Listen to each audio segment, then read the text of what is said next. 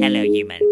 Temperature is one of the factors that affects kefir the most, and at the same time, one of the most misunderstood. Many people believe that heat damages kefir grains, and that cold kills them. Neither of those ideas is actually correct, the way they're usually repeated. Kefir grains are a living community made up of bacteria and yeasts. Like any living system, their activity depends on temperature. Heat doesn't kill them right away, it speeds everything up. Cold doesn't kill them either, it slows everything down. When temperature rises, microorganisms work faster, they consume lactose more quickly, and produce acids in less time. The result is kefir, that ferments faster, becomes acidic sooner, and may separate more easily. This does not mean the grains are damaged, it means they're working at a higher pace. The real problem appears when heat is combined with long fermentation times.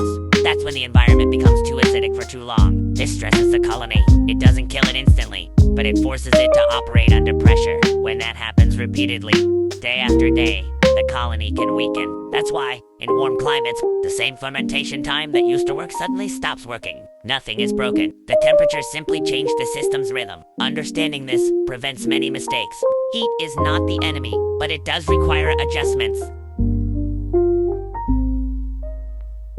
Now let's talk about cold, because this is where even more unnecessary fear shows up. Cold does not kill kefir grains. What it does is slow down their metabolic activity. At lower temperatures, bacteria and yeasts reduce their working speed.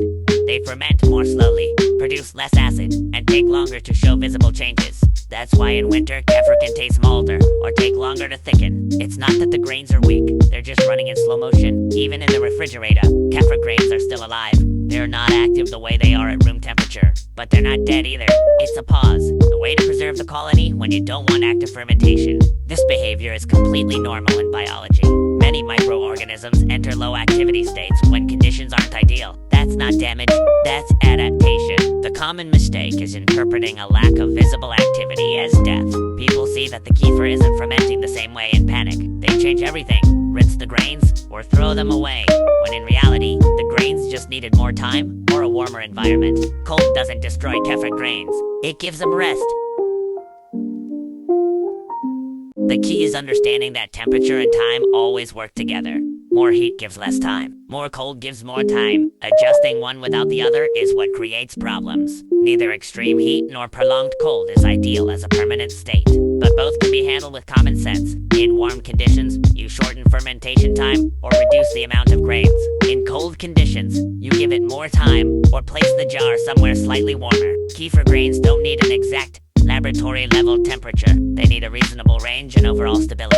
They're far more resilient than most people think. Once you understand how heat speeds things up and cold slows them down, you stop blaming temperature and start using it to your advantage. Kefir stops feeling unpredictable and becomes readable. Cold doesn't kill them, heat doesn't burn them. What harms them is failing to adjust the process to what the environment is doing. Kefir responds to temperature because it's alive, and when you understand that relationship, the process stops being scary and starts making sense.